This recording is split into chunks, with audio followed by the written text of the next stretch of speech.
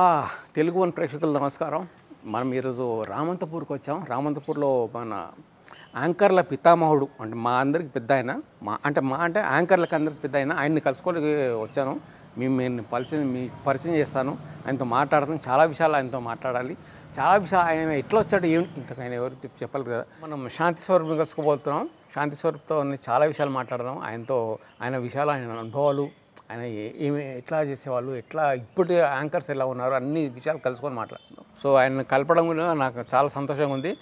So మీరు చూస్తారు కదండి. నమస్కారం. మీరెవరు? గౌతమ్. ఇక్కడ ఏం చేస్తున్నాం? షూటింగ్ చూస్తున్నాను. శాంతి స్వరూప్ గారు ఎక్కడ? ఆయన లోపల ఉన్నారు. నేను శాంతి స్వరూప్ గారు ఇక్కడ నా పక్కన ఉన్నారనుకున్నాను. రండి సార్, రండి. ఒక పని చేద్దాం. ఈలోపు ఆయన దగ్గర పోయే ముందు మీకు ఇల్లంతా చూపిస్తాను, ఇల్లు వాకిలంతా చూపిస్తాను. మీరు చూడండి, ఆయన ఎక్కడ ఉంటున్నాడు? రామంతపూర్లో ఉంటున్నాడు. టీవీ రామంతపూర్ ఉంది కదా, అక్కడే ఉంటున్నాడు. ఆ ఇల్లు వాకిలంతా చూపిస్తాను. ఆ తర్వాత నేను కలుపుదాం. ఎట్లాగని లోపల ఉన్నాడు కదండి, వాడికి కూడా థ్యాంక్స్ చెప్దాం. థ్యాంక్స్ అయ్యా. చూస్తున్నామా ఆయన ఇల్లు? రండి ఒకసారి నాతో పాటు రండి. ఇది ఇల్లు అండి, ఈ రామంతపూర్లో ఉంది ఇల్లు. చక్కగా గేటు చూసారా, A155లో ఉన్నారైనా. రండి లోపల రండి. ఇదేంటిది, ఏం రాశారు ఇక్కడ? మేఘాలయ. ఓకే, చాలా హాయిగా ప్రశాంతంగా ఉంది. ఇల్లు కట్టుకున్నారైనా. బస్ ఇక్కడ అమ్మో, ఇక్కడ ఏదో పార్క్ ఏదో ఉంది, గార్డెన్. ఇక్కడ రండి, గార్డెన్ కూడా ఉంది. అమ్మో, చక్కగా గార్డెన్ కూడా. తులసి కోట కూడా ఉంది ఇక్కడ, తలుపుకి ఎదురుగా. ఓకే, ఇక్కడ గౌతమ్ బుద్ధుడు కూడా ఉన్నాడు ఇక్కడ. బాగా కట్టాడండి.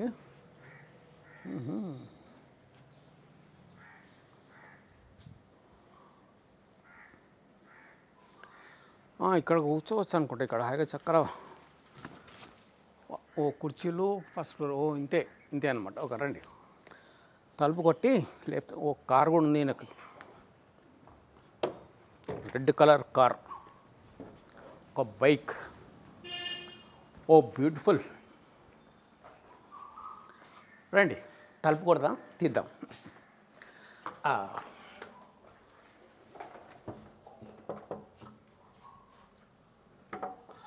నమస్కారం.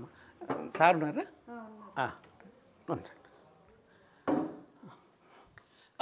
అన్నగారు నమస్కారం. నమస్తే. ఎవరు మీరు? మిమ్మల్ని చూస్తూ ఉంటే మా చిన్నప్పటి దోస్తు సత్యాన్ని గుర్తుకొస్తున్నాడు కదా. మరి ఆయన లెక్క లేకపోతే గొంగడేది, కర్ర ఏది? సత్యనా నువ్వేనా? నేనే. మరి గిట్లు వచ్చేసి లేదు అంటే యాక్చువల్గా నేను సత్తన్న గొమ్మలి కంబలు వేసుకొని దోతి కట్టుకుని కట్టబట్టుకుని మాట్లాడుతుంటా. ఇప్పుడు చాలా మీ దగ్గరకు వస్తున్న కొంచెం షోకులు పడ్డా. మీ దగ్గరకు వస్తుంటే కొంచెం స్టైల్గా ఉండాలని చెప్పి. అరే ఎట్లున్నా సార్? బాగున్నానా? నాకంటే అందంగా ఉన్నా కదా నాయా. అవునా సార్? నమస్కారం. సార్ మిమ్మల్ని కలుసుకోవడం చాలా అదృష్టంగా ఫీల్ అవుతున్నాను. ఇంతకుముందు మీ గురించి ఇంట్రడక్షన్ అక్కడ చెప్పా. ఇంట్రడక్షన్ చెప్తున్నాడు, మీరు అక్కడ పక్కన ఉన్నారేమో అనుకొని చూసారు మావాడు ఎవడో ఉన్నాడు అక్కడ. సో ఆ రకంగా వచ్చి మిమ్మల్ని కలుసుకోవడం నిజంగా చాలా అదృష్టం సార్. అట్లే ఒకవేళ మా అమ్మ నాన్న కనుక బతుకుంటే మిమ్మల్ని కలుస్తున్నాన్న విషయం తెలుసుకుంటే వాళ్ళు చాలా సంతోషించేవాళ్ళు. అయ్యో శాంతి స్వరూప్ని కలిసేవారు, నువ్వు చాలా గ్రేటర్ అనేవాళ్ళు. అంటే నేనే మిస్ అయ్యాను వారి పెద్దవారిని కలుసుకునేది. ఆ ఛాన్స్ నాకే పోయినట్టుంది కదా. ఎందుకంటే అప్పటి తరం వాళ్ళు చాలా ప్రేమగా, ఆప్యాయంగా టీవీని వాళ్ళ ఇంట్లో మనిషిలాగా వాళ్ళు చేసేవాళ్ళు. అందులో కనపడ్డ వాళ్ళని వాళ్ళ ఇంట్లో అబ్బాయి, వాళ్ళ తమ్ముడు, వాళ్ళ ఇంట్లో అన్ని విషయాలు చెప్పుకునేవాళ్ళు. ఇది నాకు స్వయంగా చాలా అనుభవం. అప్పుడు మీ వార్తలు వచ్చేయడానికి నాకు తనులు పడేవి సార్ చిన్నప్పుడు. అయ్యో, శాంతి స్వరూప్ వార్తలు వస్తాయి చూడరా కొట్టాలి. నేను భయపడకుండా తీస్తాను మీ టీవీ. చాలా సంతోషం సార్. మీరు మొదలుపెట్టిన ఈ ప్రక్రియ, ఈ యాంకరింగ్ అనేది, అప్పుడు యాంకర్ అనేవాళ్ళు కాదు. లేదు, అప్పుడు ఏమన్నారు సార్ దానికి? పరిచయస్తులు అనేవాళ్ళు, ఇదనేవాళ్ళు. ఇప్పుడేమో యాంకర్లు మా పేర్లు పెట్టుకొని ఏదో కొంచెం పోజు కొడుతున్నాం. ఇప్పుడంటే ఒక పరిస్థితి మారింది. ఎట్లా అంటే అప్పుడు వేదిక మీద ఒక లేనిపోని గాంభీర్యం ఉండేది. ఇప్పుడు అంటే కార్యక్రమం గురించి చెప్పటం, అంతే, దాని వివరం చెప్పటం. ఇప్పుడు అట్లా కాదు. కార్యక్రమంలో ఒక భాగం అయిపోయి వాళ్ళు డాన్స్ చేస్తే వీళ్ళు చేస్తున్నారు, వాళ్ళు పాట పాడితే వీళ్ళు పాడతారు. ఇప్పుడు ఎంత న్యాచురల్గా చేస్తుంటే అంత ఒప్పుకుంటారు. ఒక్కొక్కసారి ఇది కూడా హద్దు మీరుతున్నది. కరెక్ట్, అదైతే కరెక్ట్. అది అట్లా కాకుండా అంటే మనం కాలంతో వచ్చే మార్పుల్ని గుర్తించి గౌరవించాలి. మారిపోవాలి మనం కూడా, లేకపోతే మూర్ఖుల మోసం మనం. అది కదా. ఇంకోటి సార్, ఫస్ట్ మిమ్మల్ని అడగాల్సిన ప్రశ్న, శాంతి స్వరూప్ అని అన్నారు. శాంతి అంటే ఈ అమ్మాయి పేరు అంటే తప్పుగా అర్థం తీసుకోండి, ఈ మీ పేరు వెనుక బ్యాక్గ్రౌండ్ ఏంటి అసలు యాక్చువల్గా? ఇది అమ్మాయి పేరు కాదు, అబ్బాయి పేరే శాంతి. దీనికంటే ఇంకొక చరిత్ర ఉంది. శాంతి స్వరూప్ భట్నగర్ అని ఒక పెద్ద సైంటిస్ట్ ఉండేవారు. శాంతి స్వరూప్ భట్నగర్. అచ్చా. ఆయన అహ్మదాబాద్లో ఉండేవారు. మా నాన్నగారు 1940లో ఆయన అమెరికా వెళ్ళి అమెరికాలో రోడ్ టెక్నాలజీ సిటీ ప్లానింగ్ మీద ఎంఎస్ చేసి వచ్చారు. అప్పట్లోనే వెనక్కి వస్తే ఆయనకు ఉద్యోగం లేదు. అంటే ఈ ఉద్యోగం దొరక్కపోవటం అన్నది ఇప్పుడు కాదు, అప్పుడు కూడా లేదు. అయ్యా, ఇది ఇవాళ వచ్చిన సమస్య కాదు, ఎప్పటి నుంచో ఉంది. ఎందుకంటే చదువుకున్న వాళ్ళు వచ్చిన కొద్దీ ఈ సమస్య పెరుగుతుంది. అట్లా మా నాన్నగారికి వచ్చినప్పుడు ఆయనకు ఇక్కడ ఈ భూసార పరీక్ష చేసేటువంటి డిపార్ట్మెంట్ ఒకటి ఉంది, సాయిల్ మెకానిక్ రీసెర్చ్ ల్యాబ్స్ అని. దాంట్లో ఉద్యోగం ఇచ్చింది దానికి, మా నాన్నగారికి. దాంట్లో ఆయన డైరెక్టర్గా ఉంటే దానికి సంబంధించి ఈ ప్రొఫెసర్ని కలిశారు, శాంతి స్వరూప్ భట్నగర్ని. ఆయన పరిశోధన చేస్తూ మనం గనక ప్రకృతిని జాగ్రత్తగా చూసుకోకపోతే, అంటే చెట్లు పెంచటం వీటిని మనం పోని ఇబ్బంది పాలవుతాము అని చెప్పి అది నచ్చిందట మా నాన్నగారికి. ఆయన ఏదో ఆశతోటి మా చిన్న బాబు పుట్టినట్టు కదా వాడి పేరు అట్లా పెడదామని నా పేరు శాంతి స్వరూప్ అని పెట్టారు. నేను సైన్స్ చదవలేదు, శాస్త్రజ్ఞుడి కాలేదు, అటు ఇటు పోయి ఇట్లా న్యూస్ చదివి వాళ్ళగా తయారయ్యారు. అలా వచ్చింది మీ పేరు శాంతి స్వరూప్. యాక్చువల్ ఆయన మీద అభిమానంతో పెట్టారు పేరు. ఎక్కడ సార్ మీరు పుట్టింది? హైదరాబాదే. You mean you Hyderabad this? బిల్కుల్ హైదరాబాద్. బిల్కుల్ హైదరాబాద్. మరి మీ భాష చూస్తే అట్లా ఉంది కదా సార్ మొత్తం? అంటే అమ్మగారు ఏమో మన బాపట్ల, గుంటూరు జిల్లా, నాన్నగారేమో నందిగామ, కృష్ణా జిల్లా. ఇంట్లో భాష పూర్తి అటువైపు. నా దోస్తులందరూ తెలంగాణ దోస్తులే. అదే మీరు ఇక్కడ నేను చదువుకున్న స్కూలు, చదివిన కాలేజీ ఆంధ్ర విద్యాలయం అని ఉంది, దాంట్లో చదివాను. ఆ స్కూల్కి కూడా మొదటి స్టూడెంట్ నేనే. మా హెడ్ మాస్టర్ గారి అమ్మాయి, నేను. అప్పుడు స్కూళ్ళకి ఎవరు వచ్చేవారు కాదు. ఇది ఎప్పటి మాట? 1955-56. ఆ చిన్నపిల్లల్ని తీసుకెళ్ళి సార్ కూర్చోబెట్టి, ఆయన రాజగోపాల్ రెడ్డి గారు అని హెడ్ మాస్టర్ ఉండేవారు. ఇంటింటికి వచ్చి, అయ్యా మీ బాబుని పంపించాడు మీ పిల్లలు అని స్కూల్కి తీసుకుపోయి చెప్పేవాడు. అట్లా ఆ స్కూల్లో చదివి, అక్కడ చదివినా కూడా నాకు చదువు చెప్పిన టీచర్లందరూ ఈ భాష అంటే ఈ యాస మాట్లాడేవాళ్ళు. ఇది కృష్ణా జిల్లా యాస. అందువల్ల ఏంటంటే ఈ తెలంగాణ పరిమళం నాకు అంటుకోలే. ఒక్కొక్కసారి మనం గంధం రాసుకుంటాం, దాని పరిమళం రావడానికి కొంచెం టైం పడుతుంది కదా. ఇవాళ వచ్చింది ఆ పరిమళం మా సత్యన్న రూపంలో. ఏం చదువుకుంటారు సార్ అసలు? నేనా? కాలేజ్ ఏం చేసింది? New science college, Ameerpet. నేను పుట్టినప్పటికీ అమీర్పేట లేదు, అంటే అమీర్పేట కాలేజ్ లేదు. అమీర్పేటలో నారాయణగూడలో ఉంది, శాంతి థియేటర్ ఎదురుగుండా న్యూ సైన్స్ కాలేజ్ అనేది. న్యూ సైన్స్ కాలేజ్, దాంట్లో అది స్టార్ట్ అయిందే మా బ్యాచ్లతో. స్కూలే మీ batch new science college. Okay. New science కాలేజీలో చదివి చదువుతున్నప్పుడు 1969-70 సపరేట్ తెలంగాణ కావాలని అప్పుడు కూడా ఉద్యమం మొదలైంది. ఏడాదిలో సగం కాలేజే లేదు, కాలేజీ బంద్. అప్పుడు కానీ ఏంటంటే కర్ఫ్యూలు ఉండేవి, రోడ్డు మీద ఉన్నటువంటి పోలీసులు వచ్చి కొట్టేవాళ్ళు పిల్లల్ని. కాలేజీకి వెళ్తే ఇంటికి రావటం భయం, ఇంట్లో ఉంటే కాలేజీ పోవటం భయం. సరే అట్లాగే పోయేవాళ్ళం. కాలేజీలో ఉండి మా దోస్తులందరూ కలిసి ఒక బృందంలాగా ఉండేది. కాలేజీ పైన ఒక రూమ్ ఉండేది, ఆ రూమ్లో కూర్చునేవాళ్ళం. క్లాసులు పోయేది లేదు, కూర్చుని అక్కడ కూర్చొని నాటకాలు రాసి, కవిత్వాలు రాసి, ఆ కింద ఎదురుగుండా ఇరానీ కేఫ్ ఉండేది, ఛాయలు తెప్పించుకుని దాగి. అది కాలేజ్. డిగ్రీ మీరు చెప్పేది? డిగ్రీ అయిపోయింది. ఇంటర్ అయిపోయింది, డిగ్రీ అయిపోయింది. డిగ్రీ, ఇంటర్ డిగ్రీ రెండు దాంట్లో. అక్కడ ఓకే.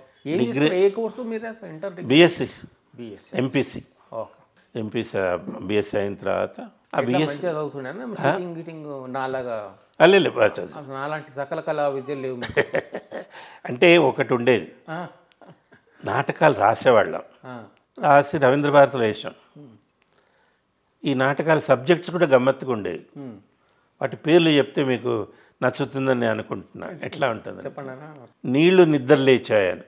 నీళ్ళు నిద్రలేసాయి. అంటే నీళ్లు నిద్ర లేవటం ఏందా అంటే, మనం ప్రవాహాన్ని ఆపామనుకోండి, అది ఫస్ట్ మన తొయ్యదు, ఆపితే ఇట్లా పక్క నుంచి వెళ్ళిపోతుంది. ఒక రాయి అడ్డం పెడితే రాయిని చుట్టూ తిరిగిపోతుంది. అసలు అది పోనేంతగా ఆపారు అనుకోండి, అది పెరిగి పెరిగి పెరిగి మొత్తం కొట్టేస్తుంది. అట్లానే మన సమాజంలో ఎవరినైనా అణగదొక్కితే వాడు చాలా రోజులు సైలెంట్గా ఉంటాడు. వన్ టైం ఒక్కసారి బలం తీసుకుని కొట్టాడంటే మొత్తం సమాజం మారిపోతుంది. అందుకని ఆ నీళ్ళ నిద్ర లేచాయండి. అట్లాగే ఇంకోటి, ఈ చావు నాది కాదు అని. ఇది బాగుంది టైటిల్, ఈ చావు నాది కాదు. ఎవరు అంటున్నారు? ఎవరు పాయింట్ ఆఫ్ వ్యూ ఇది? ఒక మధ్యతరగతి మనిషి. అంటే మా వాళ్ళు నా మీద జోకేశారు, అవునైనా నీది కాదు మాదే మేము చూస్తున్నాం. అట్లా కాదు. ఏంటంటే ఒక మధ్యతరగతి మనిషికి వాడికి ఉండే ప్రతిబంధకాలు చాలా ఉంటాయి. ఇంట్లో భార్య పిల్లలు, అన్నదమ్ములు, ఆఫీస్లో పెద్దలు, వీళ్ళందరూ ఏంటంటే వాళ్ళ అవసరాలకి ఇతన్ని వాడుకుంటారు. నువ్వు ఇది చెయ్యొద్దు, ఇట్లా చెయ్యి, అట్లా చెయ్యి, ఇది చెయ్యి, అది చెయ్యి అని. అందుకని ఇతను బాధపడుతుంటాడు. ఈ స్టేజ్ మీద ఇతని ఇల్లు ఎట్లా ఉంటుందంటే, ఒక లైట్ స్తంభం ఉంటుంది, స్తంభానికి ఎదురుగుండా వీళ్ళ వాకిలి, ఇది వీధికి చివరి ఇల్లు. ఈయన ఇంటి పక్కన ఇంకొక ఇల్లు ఉంటుంది అంతే. ఆ ఇంట్లో వేరే ఒక అబ్బాయి ఉంటాడు. ఆ అబ్బాయి ఏంటంటే తను మగవాడే, కానీ తనకు తాను అమ్మాయి అనుకుని డ్రెస్ చేసుకుని వస్తాడు. ఎందుకురా అంటే వాడికి భయం, ఎవరన్నా భయమే, ఏదన్నా భయమే. వాడికి ఇతను ధైర్యం చెప్తాడు, నువ్వు అమ్మాయివి కాదు, మగవాడివే, నువ్వు కావాలంటే చూడు అంటాడు. ఏంటి? ఆ ఎదురుగుండా గోడ మీద ఒక నాటకం పోస్టర్ వేసి ఉంటుంది, కొత్త దారి అని.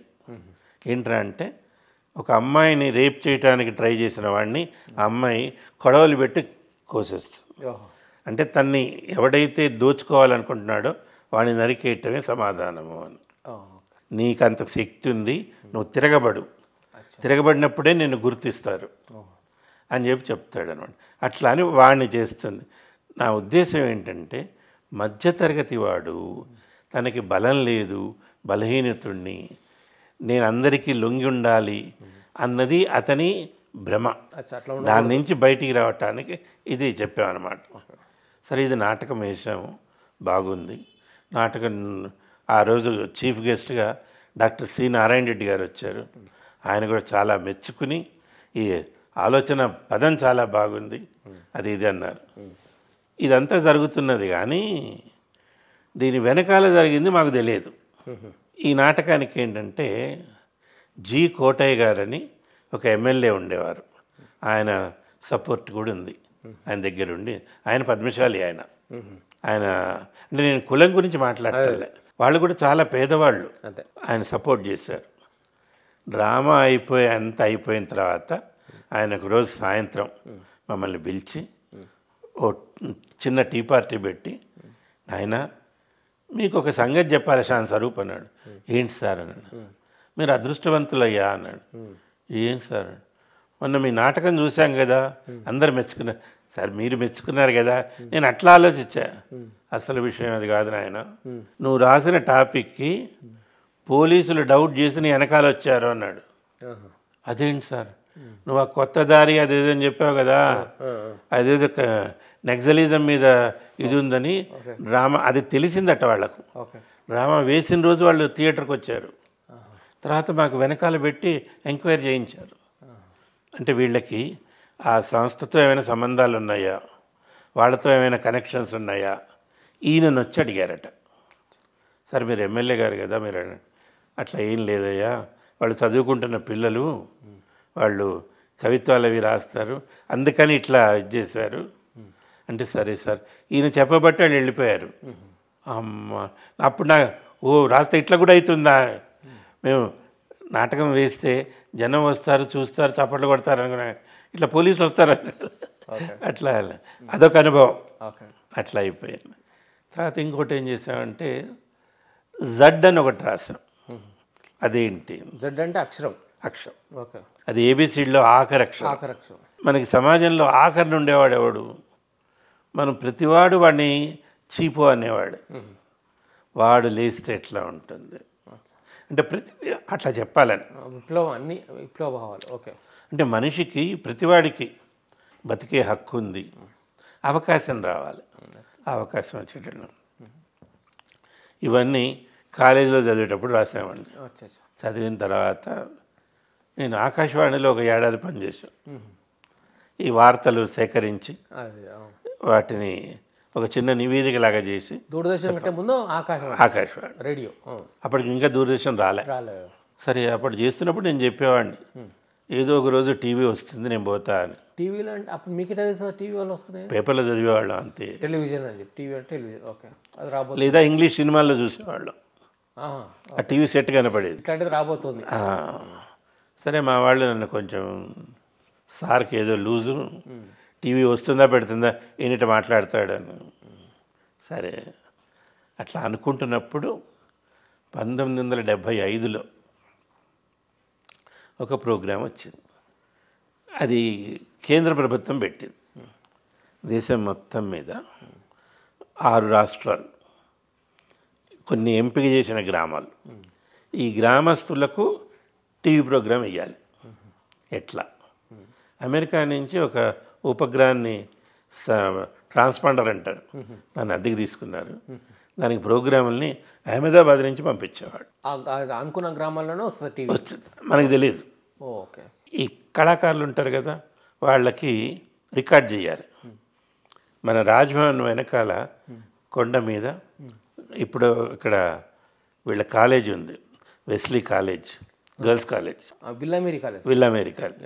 దాంట్లో అది అప్పుడు మా స్టూడియో. దాంట్లో రికార్డ్ చేసేవాళ్ళు.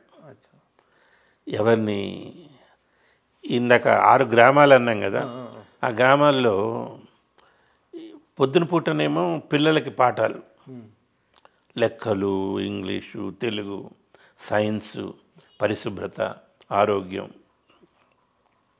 సాయంత్రం పూట గ్రామస్తులకు ఎటువంటి పంటలు వేయాలి, ఏం జాగ్రత్తలు తీసుకోవాలి, చీడపీడలు రాకుండా ఏం చేయాలి, వీటితో పాటు అక్కడ ఉండేటువంటి కళారూపాలు, మన తప్పెట గుళ్ళు, జానపద గీతాలు, బుర్రకథలు, వీటన్నిటి వాళ్ళని పిలిచి రికార్డ్ చేసేవాళ్ళు.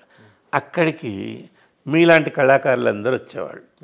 కానీ అక్కడ వస్తున్నట్టు కానీ రికార్డ్ అవుతున్నట్టు కానీ ఎవరికి తెలియదు. అంటే ఎట్లా రికార్డ్ కెమెరాలో పెట్టేవాళ్ళు సార్? అప్పుడు అనుమానం రాలేదు అంటే ఎవరికి తెలియదు కెమెరా అంటే ఏంటో ఎవరు తెలియదు. మాట వరుసకి ఇప్పుడు మీరు ఇది రికార్డ్ చేస్తున్నారు, పక్కింటి వాడికి కూడా తెలియదు కదా. అక్కడ పొద్దున 7 నుంచి రాత్రి 11 దాకా జరిగేవి. అందరు వచ్చేవాళ్ళు, చేసేవాళ్ళు.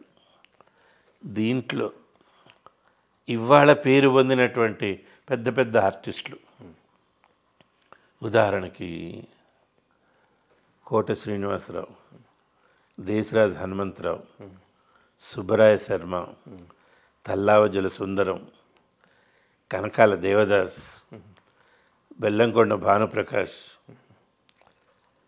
మన తెలంగాణ శకుంతల, పార్వతి.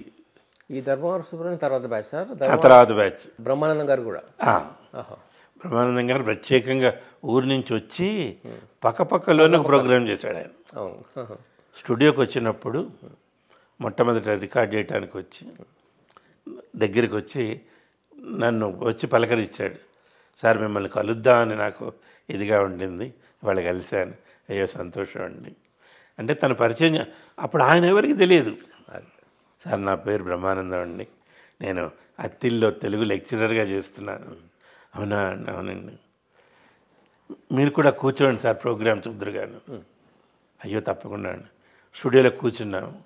గంట సేపు చెప్పాడండి. చెప్పిన జోకు చెప్పకుండా చెప్పాడు. అంత టాలెంట్ ఉంది. ఆయన చెప్పిన జోకులు ఒకటి గుర్తుంది సార్. ఇంకా ఏదో ట్రాఫిక్ పోలీస్ కానిస్టేబుల్ అంట, పొద్దున వచ్చినప్పుడు వాడు ఎట్లా ఉంటాడు, ఎట్లా బిహేవ్ చేస్తాడు, మధ్యాహ్నం సరికి వాడు ఎంత లూజ్ అవుతాడు, సాయంత్రం అయ్యేసరికి ఎట్లా అవుతాడు, ఆ ఎక్స్ప్రెషన్ చేసి చూపించాడు ఆయన. అది గుర్తుంది బాగా. లాస్ట్కి అయ్యేసరికి వాడు ఇట్లా అంటాడంట ట్రాఫిక్ని, ఇలా అంటాడు. పొద్దునప్పుడు చాలా స్ట్రిక్ట్గా ఉంటాడట. అది గుర్తుంది సార్. ఇంకా మంచి క్రియేటివిటీ, మంచి రైటర్. బాగా సరే ఆయన చేశాడు. ఆ తర్వాత వీళ్ళందరూ నాటకాలు వేసేవాళ్ళు. అప్పుడేంటంటే ఇందిరాగాంధీ గారు ప్రైమ్ మినిస్టర్ ఉన్నారు. ఎంత కాలేజ్ అయిపోయాక చెప్పేది, డిగ్రీ అయిపోయి ఇందిరాగాంధీ గారు ప్రైమ్ మినిస్టర్. 20 సూత్రాల పథకం అని చెప్పి ఒకటి పెట్టారు. అంటే మన పేదరిక నిర్మూలన పథకం అని. ఈ పథకం కింద రకరకాల కార్యక్రమాలు జరిగేవి. వీటి గురించి చెప్పాలి. ఎట్లా అంటే ముచ్చట్లోనే కార్యక్రమం పెట్టేవారు. ఒక చెట్టు సెట్ వేసి ఆ చెట్టు కింద 4 కూర్చుంటారు. ఈ 4 అంటే ఊర్లో అట్లా స్క్రిప్ట్ ఉండదు దానికి. వీళ్ళకి ఒక అంశం ఇచ్చేవాళ్ళు. ఇవాళ ఏంటంటే బ్యాంకు అప్పులు ఇస్తుంది, మీరు తీసుకుని ఇవి చేయండి అని. దాని గురించి మాట్లాడాలి. ఎంతమంది సార్? 5-6 ఉండేవారు. మధ్యలో నన్ను కూర్చోబెట్టేవారు సంధానకర్తగా. లోపల స్టూడియో రికార్డ్ చేస్తూ ఇంజనీర్ వచ్చి చెప్పాలి, టేప్ అయిపోయింది ఆపండి అని చెప్తుండే. అందరు మంచి ఆర్టిస్టులు. మరి ఎవరికి వాళ్ళు రాయగలరు. తనికెళ్ళ భరణి, శ్రీనివాసరావు, దేశరాజు హనుమంతరావు, సుందరం, దేవదాస్ కనకాల, వీళ్ళ సుబ్రాయ శర్మ, వీళ్ళందరూ కూడా. సరే అట్లా జరిగేది. అప్పుడు వీళ్ళందరికీ పెద్ద పేరు లేదు. ఇవాళ ఒకళ్ళు బాబుమోహన్ కూడా పార్టిసిపేట్ చేసేవారు. ఒక ఆయన మినిస్టర్ అయినాడు, ఒక ఆయన ఎమ్మెల్యే అయ్యాడు, ఒక ఆయన చైర్మన్ అయ్యాడు. అట్లా అందరు కళాకారులకు వచ్చింది. ఈవిడ తెలంగాణ శకుంతల, వీళ్ళందరూ కూడా ఉండేవాళ్ళు. అందరు పాపులర్ అయ్యారు, దూరదర్శన్ నుంచి వచ్చిన వాళ్ళు. అప్పట్లో ఇంకోటి ఏంటంటే ఈ రంగస్థలం మీద వేస్తున్న వాళ్ళకి టీవీలో వేస్తే అది గొప్ప. ఇది టీవీలో వేసిన వాడికి సినిమాలో వేయాలి, అది అక్కడికి దారి. అప్పుడు ఏంటంటే వార్తలు చదవటానికి అడ్వర్టైజ్మెంట్ వచ్చింది. వార్తలు చదవాలి, ఇంటర్వ్యూ పెట్టారు. నేను అప్లై చేశాను. నాతో పాటు ఒక 25 మంది పోటీ పడ్డారు. ఒకటే పోస్ట్. పోటీ పడ్డవాళ్ళు ఎవరు? రేడియోలో వార్తలు చదివేవాళ్ళు, ఈ సినిమాల్లో వచ్చేవాళ్ళు. ఈ సినిమా అప్పుడు మనకి ఫిలిమ్స్ డివిజన్ అని ఒకటి ఉంటుంది, దాని డాక్యుమెంటరీలు వచ్చాయి. సినిమాకి ముందు అది వేసేవాళ్ళు. వాళ్ళు కూడా అప్లై చేశారు. అయితే ఏమైందంటే వీళ్ళందరూ, వాళ్ళకి వార్తలు చదివే అనుభవం ఉంది కానీ టీవీ ముందు చదివే అనుభవం లేదు. లేదు. కానీ నేను అప్పుడు ఈ అనౌన్స్మెంట్స్ అవి చేసేవాడిని కదా, అదే అలవాటు, దానికి అలవాటు. అంటే టీవీకి ఏంటంటే నువ్వు కెమెరా చూసి చెప్పాలి, సినిమాకి కెమెరా చూడకూడదు. ఇప్పుడు మనం వేస్తున్నాం అనుకోండి, మీరు నా తమ్ముడుగా వేస్తారు, నేను మిమ్మల్ని చూడాలి కానీ కెమెరా చూడాలి. నాటకానికి ఏంటి, మొత్తం జనానికి పెద్దగా చెప్పాలి, లాస్ట్ కూర్చున్నాడు కూడా వినపడాలి. ఇక్కడ అరిస్తే బద్దలైపోద్ది. అదేంటంటే అదృష్టం అనుకోవాలి. నాకు అటు తిరిగి నాకు వచ్చింది ఉద్యోగం అయితే వచ్చింది కానీ వార్తలు స్టార్ట్ కాలేదు. ఏమైందంటే స్టూడియో అక్కడ ఉంది, రాజ్భవన్ వెనకాల. దానికి ట్రాన్స్మిటర్ ఏమో మలక్పేటలో ఉంది. ఇక్కడి నుంచి అక్కడ కనెక్షన్ కావాలంటే మైక్రోవేవ్ లింక్ అంటారు, అది లేదు. అది రాలేదు. 6 ఏళ్ళు అట్లా తిప్పారు. అప్పుడు నన్ను అన్ని కార్యక్రమాలకు వాడారు. అప్పుడు అవి టెలికాస్ట్ అయ్యాయి, వార్తలు మటుకు లేదు. దీనికి పోటీ ఎవరు లేరు శాంతి సార్కి. అంటే మొదలుపెట్టింది తర్వాత వచ్చారు సార్, ఒక 15 మంది వచ్చారు. వాళ్ళందరూ ఏంటి, బ్యాంకుల్లో పనిచేస్తారు, కొంతమంది LICలో పనిచేస్తారు. చేస్తూ ఇక్కడికి వచ్చి ఏ రోజుకి ఆ రోజు చదివి వెళ్ళేవాళ్ళు. సరే వాళ్ళ పేరు వారికి వచ్చింది. అట్లా ఈ వార్తలు మొదలు ఏమైందంటే శ్రీకాకుళంలో వరదలు వచ్చినాయి. ఆ వరదలు చూడటానికి ప్రధానమంత్రి వెళుతున్నారు. అప్పుడు ఎవరు? ఇందిరాగాంధీ. ఆడు వెళుతూ ఎయిర్పోర్ట్కి వచ్చారు, బేగంపేట ఎయిర్పోర్ట్. అక్కడ ఆగితే పత్రికా విలేకరులందరూ చేరి ఇప్పుడు మీరు అడిగినట్టు అడిగారు, మేడం వార్తలు మొదలు పెట్టరా అని. అదేంటి లేవా, ఆడు కూడా తెలియదు. అంటే అక్కడ HKL భగత్ అని ఈ ప్రసార శాఖ మంత్రి, ఆయన కూడా ఉన్నాడు ఆయనతోటి. నయ్యే ఆయనకు కూడా తెలియదు. అవును సార్, ఐసా కైసా హోతా హై. నేను వెనక్కి వచ్చే లోపల మీరు స్టార్ట్ చేయండి అని వెళ్ళిపోయింది ఆవిడ. శ్రీకాకుళం వెళ్ళి చూసి వస్తుందట, అంత లోపల వార్తలు ఈయనకి ఇట్లా చేయకపోతే ఆవిడ తాట తీస్తుంది. ఈయన పోలే, ఆవిడతో అక్కడ ఉండి మమ్మల్ని అందరం తీసుకుని ఈసీఐఎల్ ఎండి ఆయన రూమ్లో కూర్చొని మీటింగ్ పెట్టారు. ఎవరు? హెచ్కేఎల్ భగత్ గారు. ఆయన అడిగి, మీ దగ్గర ఏదైనా వార్తలు చదవటానికి ఉన్నారా? ఉన్నాడు సార్. ఏం చేస్తున్నాడు? ఆయన అవి తప్ప అన్నీ చేస్తున్నాడు సార్. బులావ్. సరే, నువ్వు పేపర్ చదవటం వచ్చా? వచ్చాను. తెలుగు పేపర్ వస్తుందా అన్నాడు. వస్తుంది సార్. పడకది కావాలి. ఆయన ముందు నేను ఈనాడు పేపర్ తీసుకొని చదివా. పేపర్ చేతిలో పట్టుకొని మామూలుగా ఇట్లా చదివాను. ఓకే, బగర్ దేకే పढ़ रहे అన్నాడు. इसमें देखने का क्या साहब, पढ़ रही है. अच्छा उतना है, एक काम करो, घर से पेपर लेके पढ़ो, वही न्यूज़ से शुरू करो. అంటే ఆ పేపర్ చూసి చదవాలట. అదే వార్తలు ప్రారంభం. కన్నా మై మేడంకు బోల్నా బస్. ఆయన అట్లా అన్నాడు. ఇక వీళ్ళు కూర్చొని ఉరుకుల పరుగుల మీద న్యూస్ ఇది స్టార్ట్ చేశారు. దానికోసం ఇది చేసి వచ్చేసారు వార్తలు 7ంటికి, సాయంత్రం 7ంటికి. 10 నిమిషాలు. 10 నిమిషాలే. 10 నిమిషాల్లో ఎన్ని ఐటమ్స్ చెప్పేవాళ్ళు? ఒక 5-6 వచ్చాయి. మొదటి రోజు అయితే 2 ఐటమ్స్. అది ఎందుకు, నవంబర్ 14న ప్రారంభించారు బాలల దినోత్సవం. చిల్డ్రన్స్ బాలల దినోత్సవాన్ని ఎల్బీ స్టేడియంలో ఎన్టీ రామారావు గారు ప్రారంభించారు. ఆ తర్వాత బాలల చలనచిత్రోత్సవం జరిగింది. ఎక్కడ? లలిత కళాతోరణం అని కట్టించాడు అప్పుడు ఆయన. దాంట్లో దానికి ఆయన ప్రమోద్ మహాజన్ అని ప్రసార శాఖ మంత్రి, ఆయన కూడా మహబూబ్ నగర్ ఆయనే, అక్కడి నుంచి వచ్చాడు. ఆయన కూడా మహబూబ్ నగర్ అంటే ఇంకెవరు? ఇప్పుడు వచ్చిన ఆయన కూడా మహబూబ్ నగర్ ఆయన కదా. ఓకే. అంటే నేను చెప్పింది తెలుగు నేపథ్యం ఉన్నటువంటి కుటుంబీకుడు, అంటే అక్కడే సెటిల్ అయిపోయాడు అనుకోండి.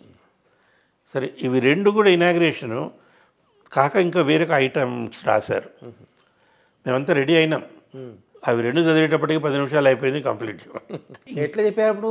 మానిటర్లో లేదు కదా అప్పుడు? లేదు, టెలిప్రాంప్టర్ లేదు. ప్రాంప్టర్ లేదు. నా చేతికి ఇచ్చేవాళ్ళు, నేను కావాలని మొత్తం బట్టి పట్టేవాడు. అబ్బా, ఒక ఐటమ్ మొత్తం బట్టి పట్టేవాడు.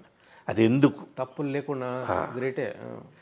ఎందుకంటే మనమేమో 7ంటికి వార్తలు అయిపోయేవి, 9ంటికి ఢిల్లీ నుంచి వార్తలు వచ్చాయి, హిందీ వార్తలు. వాళ్ళకి ప్రాంప్టర్ ఉంది, వాళ్ళు చూడకుండా చదివేవాళ్ళు. జేవి రమణ అని, సల్మా సుల్తానా అని, రీను సైమన్ అని, అంటే వీళ్ళందరికీ వాళ్ళకి ఉండేది. నా బాధ ఏంటంటే ఆడియన్స్ ఒకళ్ళే కదా, వాళ్ళు నన్ను చూస్తారు, వాళ్ళని చూస్తారు. అయ్యో, మన తెలుగు వాళ్ళు చూడకుండా చదవలేరా, బేకార్ అంటారు ఏమో అని నేను బట్టి చదివేవాడిని. నేను చదివేవాడిని, మా ఎడిటర్కి భయంగా ఉండేది, ఎక్కడ తప్పు చదువుతాడు. అవును కదా అనేవాడు. అయ్యా ఏం కాదు, అట్లా నడిపించేవాడు. హాఫ్ అన్ అవర్ దాకా ఉండేది వార్తలు. వీళ్ళు ఏం చేసేవాళ్ళు అంటే వార్తలు ఎట్లా సేకరిస్తారు. మనకి పీటీఐ, యుఎన్ఐ అని 2 సంస్థలు ఉన్నాయి. ప్రపంచంలో ఎక్కడ జరుగుతున్న వార్తలైనా United News of India, ticker అంటారు, టెలిప్రింటర్, దాంట్లో అవి ఇస్తూ ఉంటాయి. ఆ వచ్చినవి తీసి ఎడిటర్ చేతికి ఇస్తారు. మాకు అప్పుడు ఎడిటర్ కూడా లేరు, ఒక ప్రొడ్యూసర్ ఎడిటర్గా చేసేవాళ్ళు. వాటిని ఇంగ్లీష్లో ఉంటుంది, అవి ట్రాన్స్లేట్ చేస్తారు. ఆ ట్రాన్స్లేషన్కి పెద్ద పెద్ద వాళ్ళని పిలిచేవాళ్ళు. ఎవరు? వరదాచారి గారు, సీనియర్ మోస్ట్ జర్నలిస్ట్. ఆయన ఇటీవలే పరమపదించారు, దాదాపు 80 ఏళ్ళు బతికి. పిఎస్ఆర్ ఆంజనేయ శాస్త్రి, పన్యాల రంగనాథరావు, తర్వాత దామోదర స్వామి, రామానాయుడు, తర్వాత ఇప్పుడు ఆంధ్రజ్యోతి ఎండీగా ఉన్న రాధాకృష్ణ గారు, వేమూరి రాధాకృష్ణ గారు, వేమూరి వెంకటరమణ, తర్వాత ప్రభాకర్ గారు, ఇలా అంటే ఇవాళ పేరు పొందినటువంటి జర్నలిస్టులు అందరూ కూడా ఆ రోజు వచ్చి రాసి పెట్టేవాళ్ళు. ఇంకోటి, మీరు న్యూస్ చెప్తున్నప్పుడు పొరపాటు జరిగింది, ఎప్పుడైనా తప్పు చెప్పారా? జరిగినట్టుగా? అలా లేదు. అంటే ఇప్పుడు చాలా చెప్తున్నారు సార్. ఇప్పుడు ఫర్ ఎగ్జాంపుల్కి ఇప్పుడు ఒక మనిషి చనిపోయి బతికి హాస్పిటల్లో ఉన్నా కూడా వాడు చనిపోయాడని చెప్పేస్తున్నారు రేటింగ్స్ కోసం.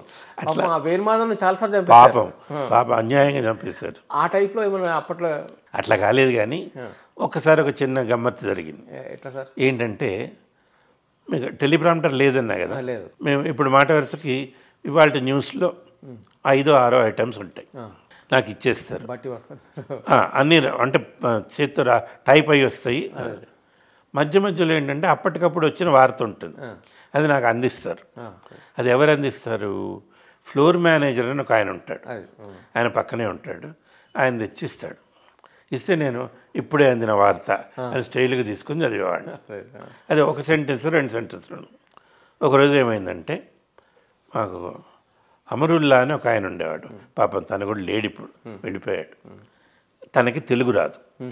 నేను బులెటిన్ చదువుతున్నాను, మధ్యలో ఒక ఐటెం వచ్చింది, అది ఇచ్చాడు. ఆ ఐటెం టైప్ అయ్యి ఉంది. గమ్మత్ ఏంటంటే అసలు చదవలసిన ఐటము దానికి వెనకాల వైపు రాసి ఇచ్చారు, మనవాడు చూసుకోలేదు. అది నాకు ఇట్లా ఇచ్చాడు, నేను అటు చూపలేదు, ఇటే చూసి. ఆ ఐటెం ఆల్రెడీ నేను చదివాను. అదేంటి, మన జూ పార్క్లో ఒక అరుదైన జంతువు చనిపోయింది. నేను అంతకుముందు చదివాను, నేను ఇప్పుడే అందిన వార్త అని మళ్ళీ చదివా. నాకు డౌట్ వచ్చింది, ఇప్పుడే చదివా కదా, సరే నేను ఆలోచించే టైం కూడా ఉండదు, లైవ్ చదివేశాను, పక్కన పెట్టాను. అది పక్కన పెట్టంగానే ఆయన జూ డైరెక్టర్ మా డైరెక్టర్కి ఫోన్ చేశారు, సార్ మీ ఛాన్సరు మా జంతువుని 2 సార్లు చంపేశాడు. ఎట్లా? ఆయన ఫోన్ చేశారు పైన, ఏంటిది ఎట్లా చూడండి. అసలు జరిగింది ఏంటంటే ఆ కాగితం వెనకాల హ్యాండ్ రైటింగ్తో రాశారు, మన వాడికి తెలుగు రాదు, తెలియదు. తర్వాత చూశారు, అప్పటికి బులెటిన్ అయిపోయింది. తర్వాత ఏంటంటే అప్పుడు ఒక 5 నిమిషాలు ఉర్దూ బులెటిన్ ఉండేది. వచ్చిన ఐటమ్ ఏంటి, నందమూరి తారక రామారావు గారి సతీమణి శ్రీమతి బసవ తారక గారు చనిపోయారు. ఆ ఐటెం రాలేదు, ఉర్దూలో రాశారు. చేసి తర్వాత వేరేగా స్పెషల్గా ఐటెం ఇచ్చి ప్రత్యేకమైన వార్త అని చెప్పారా? ఇప్పుడే అందిన వార్త. అట్లా అదొక్కటి అంటే నేను ఎప్పటికీ మర్చిపోలేనంత గుర్తుండిపోయింది. ఇప్పుడు జరుగుతున్న పొరపాట్ల గురించి మీ అభిప్రాయం సార్? తొందరపాటు. ఇప్పుడు ఏంటంటే పోటీ ఎక్కువైంది సత్యన. మీరు చెప్పే లోపల నేను చెప్పేయాలి, అంతే. ఏం చెప్తున్నాము, చెప్తున్నది కరెక్టేనా అది చూసుకునే ఓపిక లేదు, చెప్పేస్తున్నాం అంతే. పై ఇంకోటి అవుతుంది సార్, ఒక సినిమాలో కూడా చూపించారు, పవన్ కళ్యాణ్ బ్రహ్మానందం పక్కన. ఫర్ ఎగ్జాంపుల్ ఒక సుబ్బారావు అయితే ముఖ్యమంత్రి అవుతున్నాడు, ముఖ్యమంత్రి అవుతే దాని న్యూస్ ఏంటని చెప్పి రాసుకోవాలి. ఒకళ్ళు ముఖ్యమంత్రి కాకుండా ఇంకా అప్పారావు కూడా ఏంటంటే అప్పారావు కూడా న్యూస్ రాసుకోవాలి. ఎవడవుతుందో టక్కున చెప్పాలి, సుబ్బారావు అప్పారావు ఎవరితో టక్కున న్యూస్ పేపర్ వచ్చేస్తుంది. ఆ సినిమాలో పవన్ గారు కొడతారు, కెమెరామెన్ గంగో ఏదో కెమెరామెన్ గంగ అంటే అది నిజానికి వాళ్ళు జోక్ కింద చేశారు, కానీ వీళ్ళు జరుగుతున్నది ఏంటంటే వీళ్ళే తయారు చేస్తున్నారు. ఈ మాట నేను కాదన్నది. ఈయన రాజశేఖర రెడ్డి గారు చనిపోయే ముందు నాతో ఒకసారి ఏదో ఇంటర్వ్యూ వెళ్తే వాళ్ళ ఇంట్లోనే పెట్టాం మేము. ఇప్పుడు ఆ ఇల్లు వేరే దీనికి మార్చేశారు. ఆయన కింద సెల్లార్లో ఉంది ఆయన రూమ్, తీసుకెళ్తే అక్కడ కూర్చోబెట్టి మాట్లాడారు. ఏమయ్యా ఈ వార్తలన్నీ వస్తాయా, మీరే తయారు చేస్తారా? వస్తుంది. 24 గంటలు వార్తలు ఎక్కడి నుంచి వస్తాయా, అన్నీ వండుతున్నారు అంటే. అప్పుడు ఇంకోటి ఏంటంటే ప్రజలతో ముఖ్యమంత్రి అని ఒక ప్రోగ్రాం చేసేవాడు.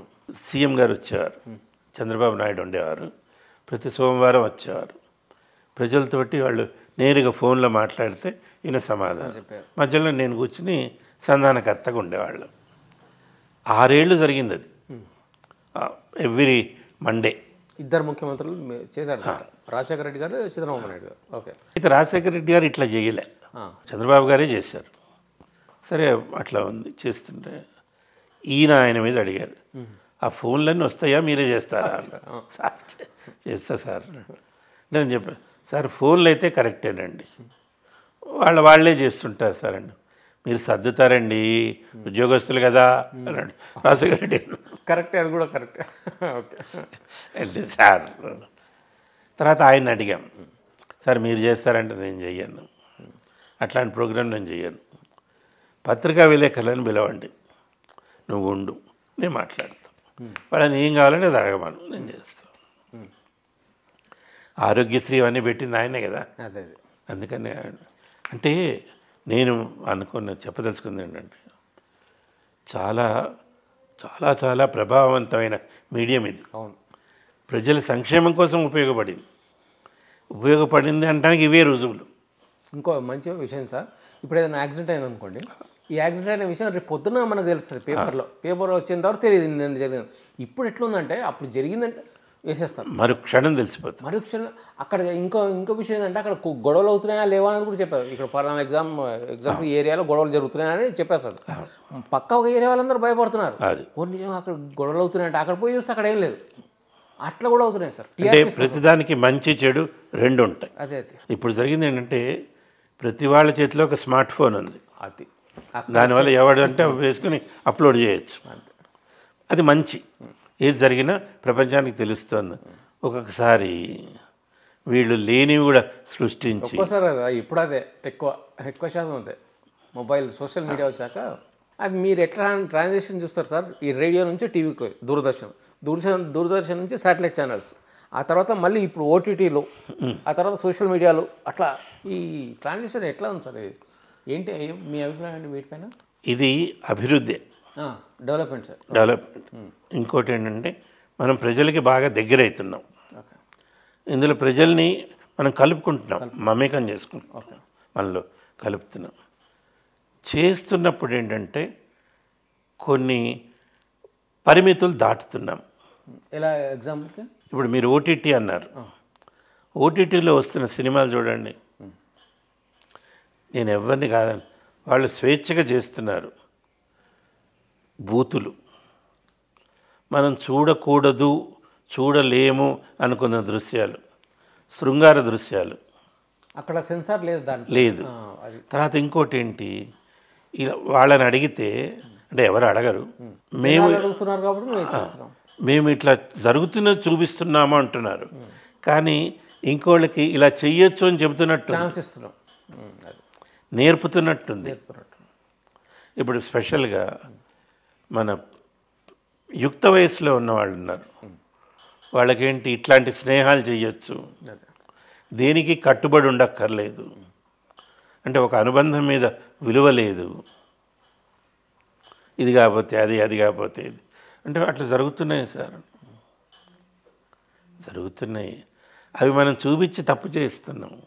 ఇప్పుడు మనం రాముల వారి గురించి ఎందుకు ఇన్నేళ్ళ శతాబ్దాల తర్వాత కూడా మాట్లాడుతున్నాం?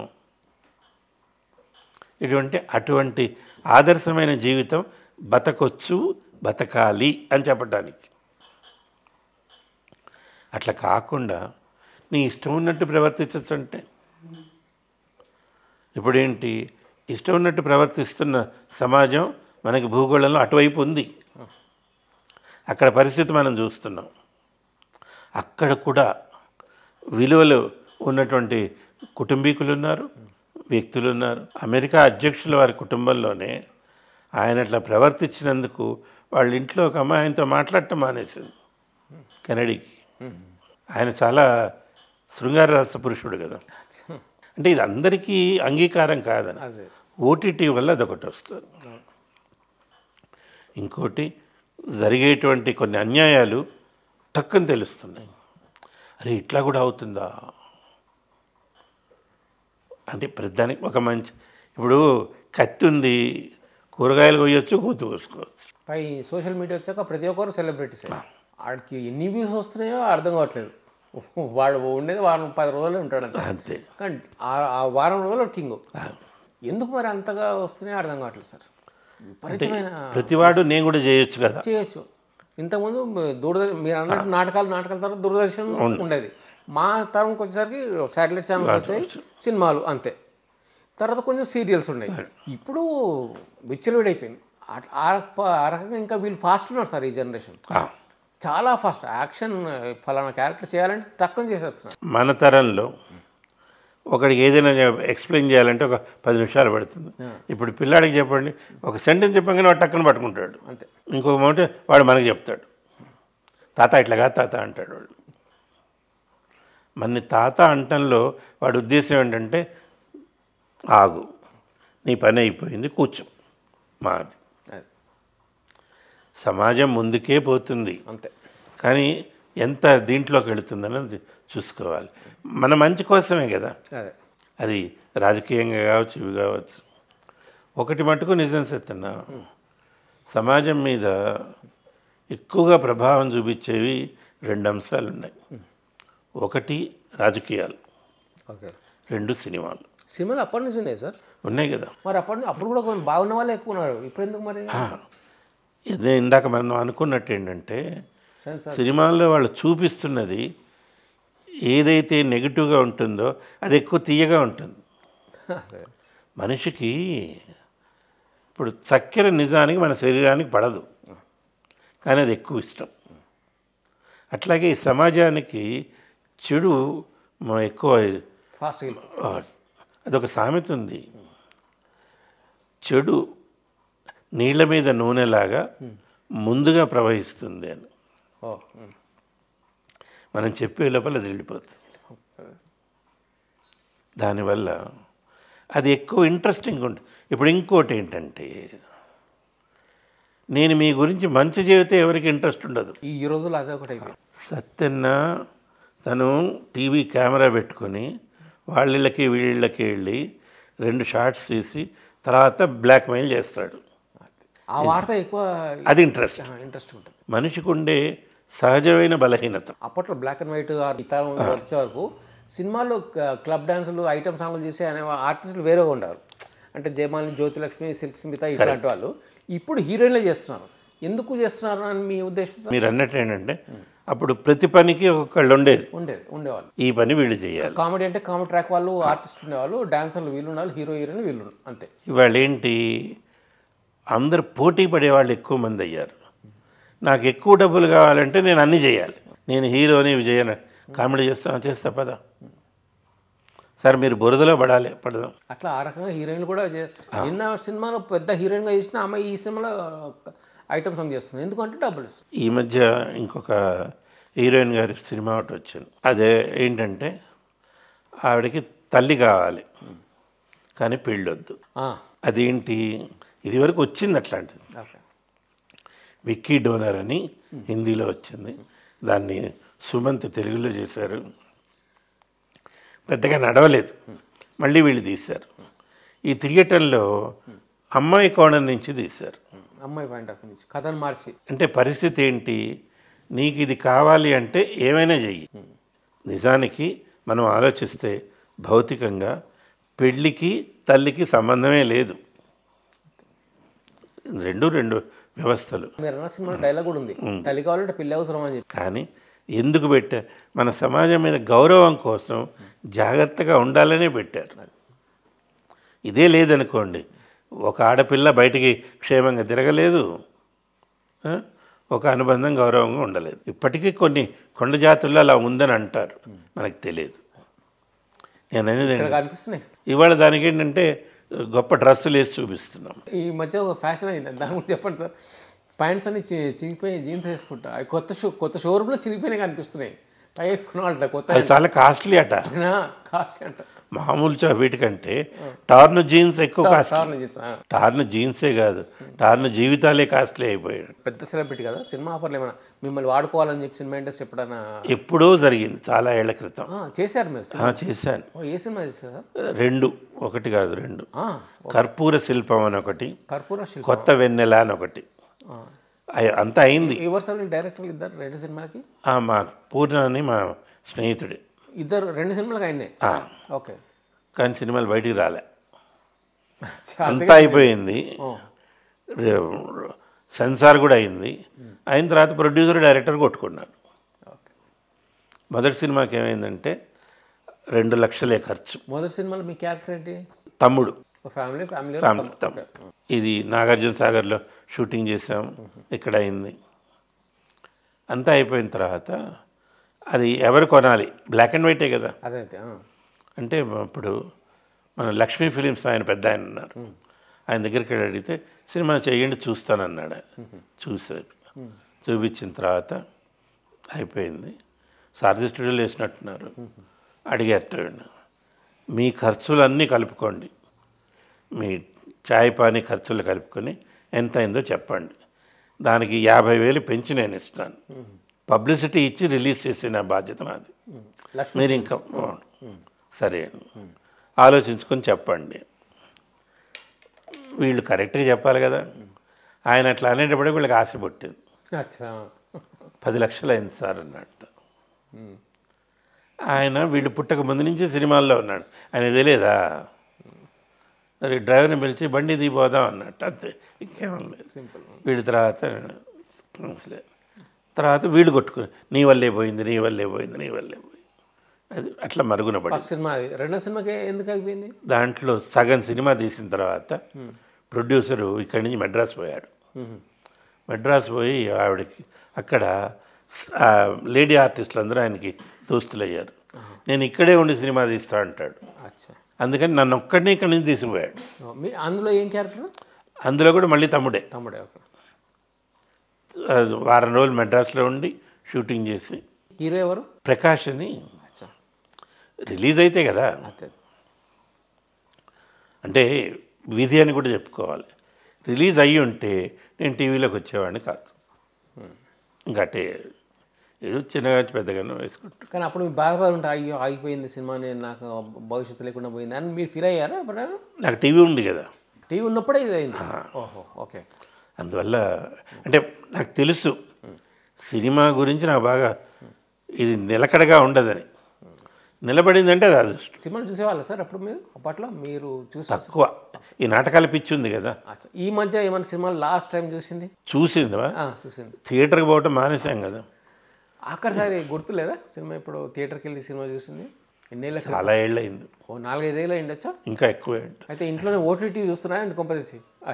ఓటీటీ అన్నీ చూస్తాను. ఓకే. కాసేపు తిట్టుకుంటాను, చూస్తాను. తప్పదు.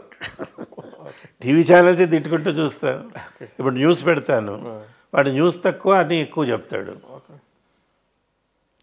ఇప్పుడు పలానా ఆయన ఇదైందండి, ఆ విషయం వదిలేసి వీడు ఈయనేమన్నాడు ఆమె ఏమన్నా అది వింటమే సరిపోతుంది. ఏ న్యూస్ ఛానల్ ఎక్కువ చూస్తారు? న్యూస్ ఐటెంలో తెలుగు. తెలుగులో ఏ ఛానల్ చూస్తున్నారు? 3 ఉన్నాయి కదా, TV9, NTV, TV5. అప్పట్లో పేపర్లు ఒక్కో పార్టీకి సంబంధించిన వాళ్ళలాగా ఇప్పుడు అట్లాగే ఉన్నాయి కదా ఛానల్స్, ఒక్కో పార్టీకి సంబంధించిన. ఓకే. మరి ఇవాళ నుంచి మారుతుందేమో చూడ. అంటే మీకు ఇష్టమే హీరో ఎవరు సార్? తెలుగులో 2 పెద్దవాళ్ళు ఇష్టమే, నాగేశ్వరరావు, ఎన్టీఆర్, ఇద్దరు. వాళ్ళిద్దరు అంటే ఇష్టం. హీరోయిన్ సార్ నాకు ఎవరి మీద సదభిప్రాయం లేదు. ఏ అలా? ఎందుకో వాళ్ళని చూస్తట్టు అనిపిస్తుంది. అది కాదు, మన భయం ఏంటంటే ఇవాళ హీరోయిన్గా ఉన్నావిడ రేపొద్దున వ్యాంపుగా ఇస్తుంది, అది నా భయం. అట్లా అనేం లేదు, వీళ్ళల్లో ఉన్నంత టాలెంట్ అక్కడ కనపడదు. వ్యక్తిగతంగా కొంతమంది పరిచయం, సరే వాళ్ళు. ఎప్పుడు సార్ మీకు పెళ్ళయింది? 80. 80లో పెళ్ళి అయిపోయింది. 80. ప్రేమించి ఇష్టపడి అట్లాంటిది ఏమన్నా? అట్లా ఏం లేదు, నాకు తన పరిచయమే. అవునా? ఓకే. నేను రేడియోలో పనిచేస్తున్నప్పటి నుంచి తను నాతో పనిచేసేది. ఓకే. అంటే అప్పుడు నమస్కారం అండి, నమస్కారం. నాకు టీవీలో ఉద్యోగం వచ్చిన తర్వాత తనకు కూడా వచ్చింది. అనుకోకుండా వచ్చిందా లేకపోతే డెస్టినేషన్? అది అంటే ఇది కదా, అది గవర్నమెంట్ జాబ్ కదా, అప్లై చేసింది, వచ్చింది. తర్వాత ఇద్దరం కలిసి పని చేస్తూ సరే ఆడుతూ పాడుతూ పని చేద్దాంలే అని కలిసిపోయినా. పిల్లలు ఎంతమంది? ఇద్దరు అబ్బాయిలు. ఇద్దరు కొడుకులే. ఇద్దరు IIT చదువుకున్నారు, అమెరికా వెళ్ళారు. ఇప్పుడు అమెరికాలో ఉన్నారా? పెద్దవాడు అమెరికాలో ఉన్నాడు. పెద్దవాడు. చిన్నవాడేమో అమెరికాలో ఉండి 10 ఏళ్ళు ఉన్నాడు, వెనక్కి వచ్చాడు నా కోసం. ఇప్పుడు హైదరాబాద్లో ఉంటాడు. ఏం చేస్తున్నాడు ఆయన? ఏం చేస్తున్నాడు? మైక్రాన్ అని కంపెనీ ఉంది, దాంట్లో మేనేజర్గా ఉన్నాడు. సెమీ కండక్టర్స్ మీద రీసెర్చ్ చేశాడు, PhD వచ్చింది, డాక్టరేట్ అయినాడు, చేస్తున్నాడు. చిన్నవాడు పెళ్ళైందా? చిన్నవాడికే కావాలి ఇంకా. పెద్దవాడికి పెళ్ళయింది, 2 మనవలు. కోడలు కూడా IIT చదివింది. అమెరికా? లేదు, తెలుగు అమ్మాయి, మనవాళ్ళ అమ్మాయి అక్కడ ఉంది, చేస్తుంది. అమెరికాలో ఉన్న మా మనవడు కిందటి సంవత్సరం ఇటు వచ్చాడు. ఆ చిన్నవాడికి అక్షరాభ్యాసం అన్నీ ఇక్కడ చేయించాం. తెలుగు దోతి అవన్నీ కట్టించారు. బాగుంది. సంతోషం ఏంటంటే మొదటిసారి చెప్పినప్పుడు సరస్వతి నమస్తుభ్యం అన్న పద్యాన్ని ఎక్కడా తొణకకుండా, తొట్టుపాటు లేకుండా నాకంటే స్పష్టంగా చదివాడు. ఏం పేరు సార్ మీ అబ్బాయి మనోడి పేరు? చిన్నవాడి పేరు యువాన్. పెద్ద అబ్బాయి పేరు మేఘాంశ్, మేఘాంశ్. మా అబ్బాయి పేరు. అచ్చా అచ్చా. రెండో వాడి పేరు అవ్యయ, పేరు పెద్ద మనవాడి పేరు వాడు విహాన్, విహాన్, చిన్నవాడి పేరు యువాన్.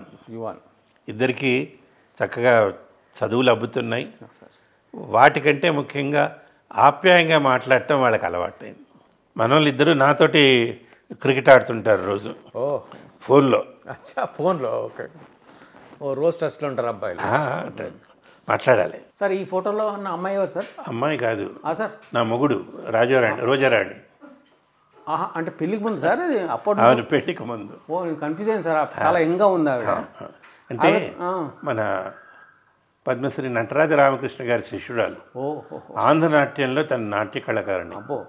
నాట్యం మీద ఎంత ఆసక్తి అంటే సార్ తన ఉద్యోగంలో చేరి పెళ్ళై పిల్లలు పుట్టి వాళ్ళు పెద్దవాళ్ళు అయిన తర్వాత సార్ సెలవు పెట్టి హైదరాబాద్ సెంట్రల్ యూనివర్సిటీలో డాన్స్లో ఎంఏ చేసింది. అమ్మో, ఇది ఎప్పుడు తను టీవీ యాంకర్గా సార్ నాతో పాటు పనిచేసింది. 2009 దాకా కూడా తను సర్వీస్లో ఉంది. తర్వాత తను దేవుడి దగ్గరికి వెళ్ళిపోయి. ప్రతిరోజు మీ దినచర్య ఏంటి? మామూలు అలవాటు ప్రకారం పొద్దున్న 5ంటికే లేస్తాను. ఇప్పుడు ఈ రోజు పొద్దున్న లేవగానే ఏం చేస్తున్నాను? సాయంత్రం ఈరోజు లేచి రెడీ అయ్యి కాసేపు ధ్యానం చేసుకుని వచ్చి కూర్చుని. ఏ టైంలో కూర్చుంటారు ధ్యానం ఇదంతా అయిపోయేసరికి? 6:30, 7 అవుతుంది. ఓకే. 7, 7:15. సరే నన్ను చూసుకోవటానికి మా వంట ఆవిడ ఉంది. ఆవిడ తను వేడివేడి కాఫీ ఇస్తుంది. కాఫీ తాగి పేపర్ వచ్చేదాకా ఎదురు చూసి అప్పుడు పేపర్ ఈనాడు వస్తుంది. ఓకే. ఇదివరకు ఈనాడులో వార్తలు వచ్చేవి, ఇప్పుడు వ్యాఖ్యలు ఎక్కువైనాయి, అడ్వర్టైజ్మెంట్లు ఎక్కువైనాయి. సరే అది వాళ్ళ ఇష్టం. అంతే. సరే నేను ముందు న్యూస్ పెట్టను టీవీలో, ఈ భక్తి పాటలు అవి వింటూ కాసేపు అయిన తర్వాత కొంచెం ధైర్యం వచ్చిన తర్వాత న్యూస్ పెడతారు. అందుకే ఫస్ట్ దేవుని చూస్తారు ఫస్ట్. ఎందుకంటే వార్తల్లో అన్నీ ఒకటి చెప్తే ఇంకోటి అంటాడు. సరే కాసేపు అయిన తర్వాత బాబు ఇవాళ పరిస్థితి ఏంటి అని ఒకసారి వార్తలు చూసుకుని సాయంత్రం లేస్తారు. ఫ్రెండ్స్ చుట్టుపక్కల ఏమైనా కలిసేదే ఫోన్లో మాట్లాడతారు. అంటే ఈ కరోనా వచ్చిన తర్వాత ఎవరికి వాళ్ళు దూరంగా ఉండటం మొదలుపెట్టారు. తర్వాత కరోనా వచ్చినప్పుడు మీ పరిస్థితి ఎలా ఉంది? మీ చుట్టూ నేను ఇంట్లో ఉన్నా కూడా నాకు కరోనా దెబ్బ తగిలింది. ఎప్పుడు? అప్పట్లో సెకండ్ వేవ్ అన్నారు చూడండి, దాంట్లో తగిలింది. కరోనా నిజమేనా లేక సైకలాజికల్? తగిలింది నిజంగా ఉంది. నేను అనుభవించా కదా. ఆసుపత్రికి తీసిపోయారు. ఏం లేదు, అంటే దెబ్బ తగిలితే ఊపిరితిత్తులకు కానీ లేకపోతే కిడ్నీస్కి కానీ అవుతుంది. సరే ట్రీట్ చేశారు.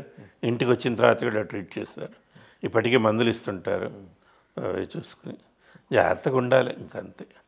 మళ్ళీ ఇప్పుడు కొత్త న్యూస్ వస్తుంది కదా, చైనాలో ఇంకో వైరస్ ఏదో. చైనాలో అట్లా వైరస్ రావటం మామూలట. మంచి మాంసం తప్ప అన్ని తింటారు, అదే అందువల్ల వస్తుంది. చైనాలో వైరస్, మన దేశంలో అప్పులు, రెండు ఎప్పుడు వస్తుంటాయి. అంటే మీరు దూరదర్శన్లో మీరు ఒక సెలబ్రిటీ అయిపోయారు, చాలా పెద్ద యాంకరు, శాంతి స్వరూప్ అని చాలామంది తెలుసు. మీకు ఎప్పుడైనా ఇష్టమైన ప్రేమలేఖలు వచ్చాయి సార్ అమ్మాయిల దగ్గర నుంచి? ఇప్పుడు కాదు, అప్పుడు వచ్చేది. అప్పుడు వచ్చి ఏమైనా వచ్చాయి సార్? ఎప్పటికైనా రెస్పాన్స్ ఇచ్చారా ఎవరికైనా? వచ్చి ఏం వచ్చాయి అది ఫస్ట్ చెప్పండి. ఊరికే ఒక ఉదాహరణ. ఉదాహరణ ఒక ఆయన ఉత్తరం రాశాడు, సార్ మా ఆవిడ ఇంట్లో నుంచి వెళ్ళిపోయింది, నేనేం చేస్తాను, ఆవిడకి మీరంటే చాలా ఇష్టం, మీరు ఒక మాట చెబితే వెనక్కి వస్తుంది సార్ అంటే. ఎక్కడ వెనక్కి వస్తుంది? వాళ్ళ ఇంటికి వస్తుందంట. తర్వాత ఇంకోటి గమ్మత్తు ఏమైందంటే, షటిల్ ఆడుతుండేవాళ్ళం సాయంకాలం 7ంటికి న్యూస్ అంటే 6 దాకా ఆడి అప్పుడు పరిగెత్తేవాడిని. ఒకరోజు ఆడుతుంటే ఒక 18 ఏళ్ల పాప స్టూడియో గేట్లోంచి పరిగెత్తుకొచ్చింది, సార్ నన్ను కాపాడండి కాపాడండి, మన సినిమాల్లో వచ్చినట్టు. ఏంటంటే గబగబ వచ్చింది, ఆ అమ్మాయి వెనకాల ఇంకో 2 అబ్బాయిలు పరిగెత్తుకొచ్చారు. వాళ్ళని మా వాచ్మెన్ ఆపాడు. ఏంటంటే సార్ మీరు కాపాడాలి, నేను ఉండు, నేను ముందు న్యూస్ చూస్తాను అని మా విలేకరు ఉన్నారు కృష్ణారావు అని, ఆయన చూడమన్నాను. సరే నేను న్యూస్ చదివి వెనక్కి వచ్చాను. ఏంటి, ఆ అమ్మాయి గుంతకల్లి నుంచి వచ్చేసింది రైలు ఎక్కి. వాళ్ళ అన్న ఉదయం దగ్గర ఉంటుందట, వాళ్ళ ఉదయం తిట్టింది, చదువు సంజ లేదు ఇట్లా ఉంటావు అది ఇది అని. ఈ అమ్మాయి కోపం వచ్చి రైలు ఎక్కేసాను. చేతిలో డబ్బులు లేవు, టికెట్ లేదు. ఎక్కడికి పోతున్నావు అంటే ఆ టికెట్ కలెక్టర్కి చెప్పిందట, నువ్వెక్కడికి ఏంటంటే భారతదేశ శాసనసభ్యుడు మా మామయ్య ఆయన కలవాలి. ఓకే. ఆయన ఈ అమ్మగా నిజమా నేను నిన్ను దింపుతా అని ఆయన తన టికెట్ తీసుకుని ఈ పిల్లని తినడానికి టిఫిన్ పెట్టి తెచ్చి స్టేషన్లో దింపాడు. దింపి ఈ పిల్లలు ఇద్దరు ఉంటే మీరిద్దరు తీసుకెళ్ళి శాసనసభ్యుడు గారికి అప్పగించండి అన్నాడు. ఆ పిల్ల వచ్చింది. ఇప్పుడు ఏం చేయాలి పిల్లని? నువ్వు వెనక్కి పోతావు అంటే పోనంటుంది.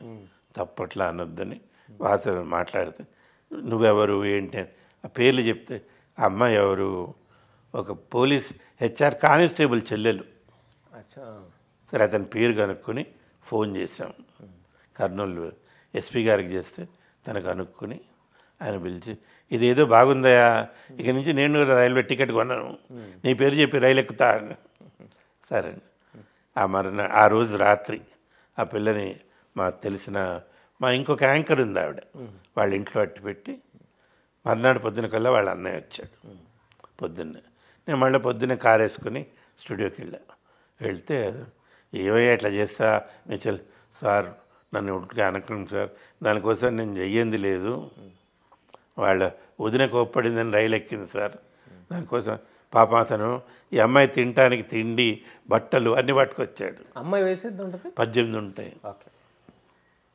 సరే సర్ది చెప్పి సార్ మీరు మా ఊరు రావాలి సార్ అని, తప్పకుండా వస్తాను, నువ్వు చదువుకో, నీ పెళ్ళికి వస్తానని చెప్పాను. ఇప్పుడు ఆ అమ్మాయి అమ్మమ్మ కూడా అయిపోయి ఉంటుంది. నేను ఎందుకు చెప్తున్నా అంటే ఇది మన టీవీ మీద ఉండే నమ్మకం, ఇట్లా జరిగేవి. తర్వాత ఏవో ఇంకా వేరే ఉత్తరాలు వచ్చేవి, చూసి పక్కన పెట్టేసేవాడు. అన్నిటికంటే ముఖ్యం ఆవిడ పక్కనే ఉండేది కదా, అట్లా ఏం లేదు. కానీ ఇప్పుడు న్యూస్ యాంకర్ల గురించి చెప్పండి, మీకు ఇష్టమైన న్యూస్ యాంకర్ ఎవరు ఉన్నారా? అట్లా ఏం లేదు, అందరినీ చూస్తాను, కొంచెం అర్థం అవ్వటానికి కష్టం అవుతుంది. భాష ఉచ్చారణ కాదు, వేగం. అంటే వాళ్ళకి ఇస్తున్నటువంటి లక్ష్యాలు కూడా అట్లాగే ఉన్నాయి. 4 నిమిషాల్లో 40, 5 నిమిషాల్లో 50. అంటే నాకు నిజంగా అర్థం కాదు, ఒక వార్తని 5గురు చెప్పాలా, 10 మంది చెప్పాలా? అది 24 గంటల ఛానల్ కదా సార్, తప్పదు. మీరు చెప్పండి. నేను నా ఉద్దేశం అది కాదు సత్యన, ఒకళ్ళ తర్వాత ఒకళ్ళు చెప్పండి. 5గురిని అట్లా పెట్టి ఇప్పుడు ఏమైందంటే వాళ్ళు కూడా ఈ వార్తలకి ఒక నాటకీయత కల్పిస్తున్నారు. ఒక ఆయన మాట్లాడితే ఇక్కడి నుంచి అక్కడ నడుస్తాడు, అక్కడి నుంచి ఇక్కడ నడుస్తాడు. అవసరమా? కూర్చోండి, విషయం చెప్పండి. వార్తల్లో మీరు ఆడుకోవద్దు, విషయాన్ని స్పష్టంగా నిక్కచ్చిగా స్పష్టంగా చెప్పండి, అందరికీ ఆనందంగా ఉంటుంది.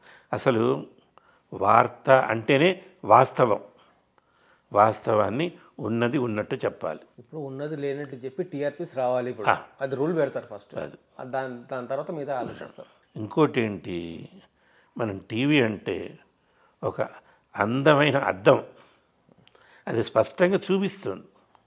దాన్ని మనం అటు ఇటు చెప్పటం దేనికి? ఏం సాధిస్తున్నామని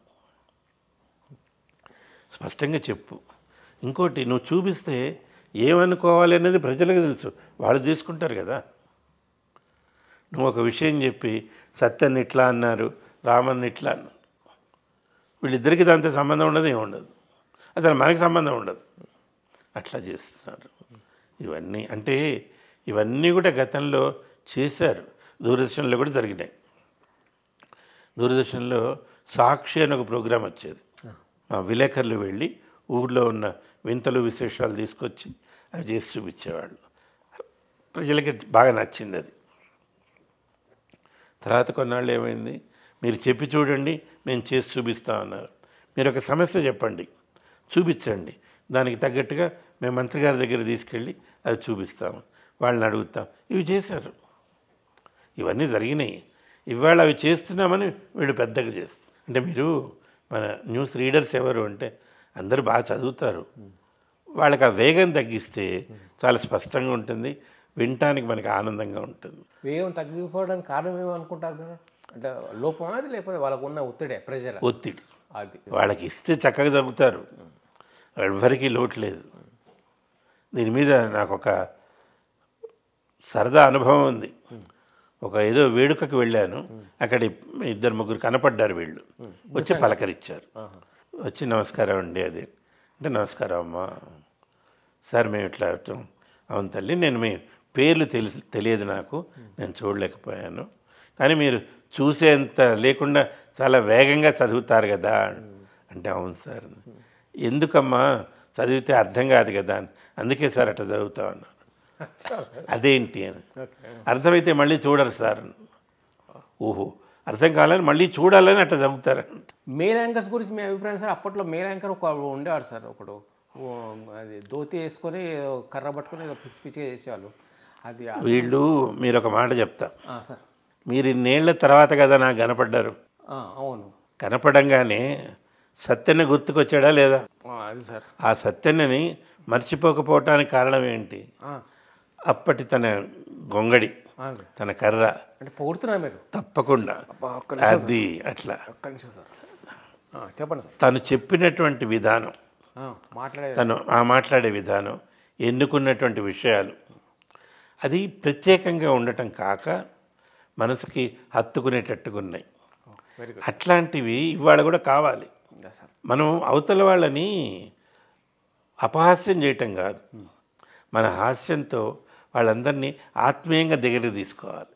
అట్లాంటి వాళ్ళు ఉంటే మన మాధ్యమానికి విలువ, మన కళాకారులకు విలువ, మనందరికీ కూడా విలువ పెరుగుతుంది, ఆనందం పెరుగుతుంది. సో వాడు బాగా చేసేవాడు అప్పట్లో, సూపర్గా చేసేవాడు. Very good sir. అయితే థ్యాంక్స్, వాళ్ళ తరఫు నుంచి థ్యాంక్స్ సార్. అదే ఇంకా ఇప్పుడు నెక్స్ట్ మీ ఫ్యూచర్ ప్రోగ్రామ్స్ ఏమైనా అనుకున్నారా సార్? మరి అనుకునేది ఫుల్ఫిల్ అయిపోయా? అదే అట్లా ఫుల్ఫిల్, జీవితంలో అన్నీ తీరిపోయినాయి అంటూ ఏమి ఉండదు, ఇంకా జరుగుతూ ఉంటాయి. ఒకటే ఏంటంటే, మన గురించి ఎవరైనా ప్రస్తావించినప్పుడు ఒక తిట్టు తిట్టకుండా ఒక మంచి వాక్యం మాట్లాడగలిగితే మన జీవితం ధన్యమైనట్టు. ఇప్పుడు నేను పోయాను అనుకోండి, నా గురించి తిట్టినా పొగిడినా నాకేం తెలుస్తుంది? ఎట్లా తెలియదు. మరి వాడు తిట్టని పొగడినా ఏమైనా చేసుకునేవాడు. నేను ఉన్న రోజులు బాగున్నాను లేదా చూస్తున్నాను నేను. ఇది దీనిపై మీ అభిప్రాయం సార్? ఇది కరెక్టా? ఇది వాస్తవం. ఇప్పుడు మీరు చెప్పింది, నేను చెప్పింది ఆదర్శమైనటువంటి కోరిక. మీరు అన్నట్టు వెళ్ళిపోయిన తర్వాత వాళ్ళు తిట్టుకున్నా పొగిడినా మనకు తెలియదు. కానీ మన ప్రవర్తనకి ఒక గీటురాయి. ఆయన ఎట్లా బతికాడు అంటే, ఎవరిని ఇబ్బంది పెట్టలేదండి. వాడు పోయాక మిగతా వాళ్ళు మాట్లాడుకుంటారు. తెలుగులో ఒక చిన్న కథ ఉంది. అదేంటంటే, ఒక ఊరి దగ్గర మంచినీళ్ళ బావి ఉంది. ఆ బావి నుంచే మంచినీళ్ళు తీసుకుపోతారు. ఒక ఇంట్లో తండ్రి కొడుకులు ఉన్నారు. తండ్రి ఆ కొడుక్కి ఆయన చివరి రోజులు వచ్చినప్పుడు చెప్పాడు, అరే నాయన, ఆ బావి మనదే, దాని నుంచి అందరికీ నీళ్ళు ఇస్తున్నాము, నేను పోయిన తర్వాత కూడా నువ్వు అందరికీ సహాయం చేయి, ఎవ్వరు నన్ను నిన్ను తిట్టుకోనట్టుకుండా చెయ్యి, నువ్వు జాగ్రత్తగా ఉండు నాయన అంటే, మంచిది నాయన. ఈయన వెళ్ళిపోయాడు. వెళ్ళిపోయిన తర్వాత వాడికి ఒక ఐడియా వచ్చింది, నేనేం చేస్తే మా నాన్నని పొగుడతారు, ఆయన నీళ్లు తీసుకోమన్నా ఇప్పుడు అంతకంటే దాంట్లోంచి మనం బంగారం తీయలేం కదా, నీళ్ళే ఉంటాయి, ఎట్లా? వీడికి ఒక క్రూరమైన వికృతమైన ఆలోచన వచ్చింది. ఆ బావి దగ్గరికి వెళ్ళాడు. ఆ బావి గట్టు మీద కూర్చుని పళ్ళు తోమకుండా దాంట్లో కుమ్మేస్తున్నాడు. ఈ చుట్టుపక్కల వాళ్ళందరూ చూశారు. ఆయన, నీకంటే మీ తండ్రి 1000 రెట్లు మంచి ఆయన, మంచినీళ్ళు తీసిపోమన్నాడు, నువ్వేంటి నాయన ఉన్న నీళ్లు పాడు చేస్తున్నావు. మీరేమన్నారు? మా నాన్న మంచి ఆయన కదా. అట్లా ఉంటాడు. అట్లా అది మంచితనం అంటే అది కాదు, నిజంగా ఉపయోగపడాలి. అంటే ఒక ప్రస్తావన వచ్చినప్పుడు ఆయన మంచివాడు, ఉపయోగపడ్డాడు అని ఉండాలి. ఇవాళ కూడా మనకి దేశ చరిత్ర చూస్తే చాలామంది గత చరిత్రలో మనం ఆరాధించిన నాయకుల్లో తప్పులెన్నుతున్నారు. తప్పులెన్నువాడు తమ తప్పులెరుగరు అని ఇట్లా చూపించడం చాలా తేలిక. వెనకాల 3 మనకు అట్లా లేకుండా జీవించాలి, జీవిస్తానన్న ఆశ ఉంది. ఇప్పుడు రాజకీయ వ్యవస్థ గురించి చెప్పండి సార్. ఎట్లా ఉంది తెలంగాణ రాజకీయాలు? ఎట్లున్నాయి ఆంధ్ర రాజకీయాలు ఎట్లున్నాయి? ఇవి పక్కా రాజకీయాలే. పేరుకు తగ్గట్టు రాజకీయాలు. గతంలో మేము కులాల ప్రసక్తి లేదు, మతాల ప్రసక్తి లేదు, ఇవాళ దేని ప్రసక్తి వదలకుండా చేస్తున్నారు. ఇప్పుడు అదే ముఖ్యంగా అయిపోయింది, హైలైట్ అయిపోయింది. అది అంత ఆరోగ్యకరం కాకపోవచ్చు. ఇప్పుడు తెలంగాణలో జరిగిన మార్పులు మీకేమనిపించాయి? ప్రతి మార్పు కూడా ఇంకొంచెం ముందుకు వెళ్ళటానికే ఉపయోగపడుతుంది.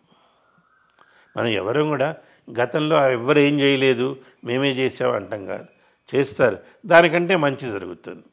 అది జరగడానికి కొంచెం టైం పడుతుంది. మనం ఆంధ్ర రాజకీయాలు సార్ అవి కూడా అట్లనే ఉన్నాయండి. కానీ ప్రతిసారి ఏంటంటే ప్రకృతి ఆంధ్ర మీద ఎక్కువ కోపం చూపిస్తుంది. తుఫాన్ వస్తుంది, పంటలన్నీ నష్టపోతున్నాయి, అది అందరికీ నష్టమే, దాన్ని తట్టుకొని చేయాలి.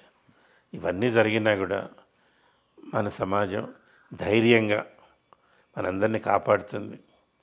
మనం రాజకీయవేత్తలనండి, ఆర్థికవేత్తలు, విద్యావేత్తలు మనందరినీ కావలసినవి అందించి మనం మరింత సౌఖ్యంగా మరింత ఆనందంగా ప్రశాంతంగా ఉండేటట్టు చూస్తారని నేను ఆశిస్తున్నాను. మీకు నచ్చిన ఫిలాసఫీ ఒకటి చెప్పండి.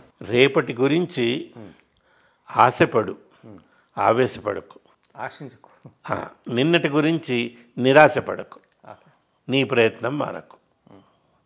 నువ్వు నమ్మిన సిద్ధాంతాన్ని మర్చిపోకు. సో మిమ్మల్ని కలుసుకోవడం నిజంగా నా అదృష్టం, మా అమ్మ నాన్నల అదృష్టం, చేసుకున్న అదృష్టం. మిమ్మల్ని కలుసుకోవడం నిజంగా హ్యాపీ సార్. సో ఇప్పటిదాకా జరిగిన ఇంటర్వ్యూలో మీరు చాలా ఇంటర్వ్యూలు ఇచ్చి ఉంటారు, చాలామంది యాంకర్లు ఇచ్చి ఉంటారు. ఈ ప్రోగ్రామ్ ఎలా ఉంది సార్? బాగా ఆత్మీయంగా ఉందిగా సార్. అంటే ఇది పరిచయం లాగా లేదు, జస్ట్ మాట్లాడుకున్నాను. Okay, you are happy with you give a certificate of for me. You know English, I can speak English. ఇప్పుడైతే మీ కళ్ళల్లో తృప్తి కనపడితే అంతకు మించి ఆనందం నాకు లేదు. So you agree that this program is hit. Good, very good, very good. Okay, thanks a lot sir. మీరు ఇంటర్వ్యూ మాకు ఇవ్వడం, మిమ్మల్ని కలుసుకోవడం, మీతో మాట్లాడడం చాలా బాగుంది. మీ ద్వారా అంటే మా ద్వారా, మీ ద్వారా అందరికీ విషయాలు చెప్పారు. ప్రేక్షకులందరికీ కూడా నా హృదయపూర్వక ధన్యవాదాలు. సంతోషం. మనకి ప్రతిరోజు రేపు మరింత ఆనందకరంగా ఉంటుందని ఆశిస్తున్నాను. Thank you sir. Thank you very much.